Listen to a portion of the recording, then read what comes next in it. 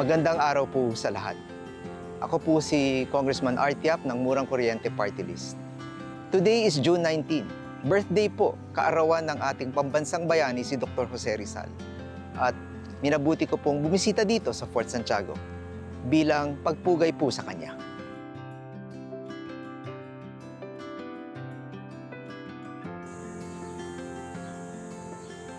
Si Dr. Jose Rizal po ay pinanganak sa Calamba, Laguna. At bata po siya, recognized na po, lumabas na po na gifted yung bata. Isa po siyang henyo. Nag-aral po siya sa Ateneo de Manila kung saan po ay nagtapos siyang sobresaliente graduate, an outstanding graduate. After that, nag-aral po siya ng land surveying at pagkatapos noon, pumasok po siya sa University of Santo Tomas kung saan pong nagtapos siya bilang isang doktor. Nakilala po natin si Dr. Jose Rizal na isang matapang na makabayan. Pero sa totoo lang po, hindi naman po siya mandirigma. Hindi rin po siya naniniwala sa karahasan. He was a man of peace.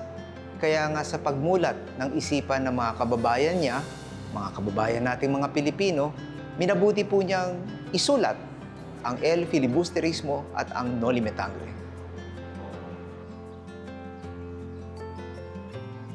Sa mga sulatin ni Dr. Jose Rizal sa El Filibusterismo at Noli Me Tangere, binatikos po ni Dr. Jose Rizal ang mga banyaga, ang mga Kastilang kolonyalista.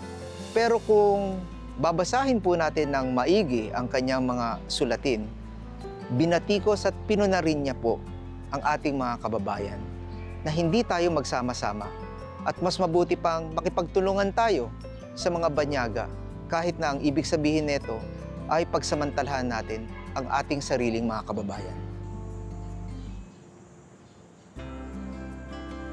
Ngayon po sa kaarawan ni Dr. Jose Rizal, sana mabigyan po natin ng konting panahon yung kanyang mga sulatin, makapulot tayo ng mga leksyon at mga inspirasyon.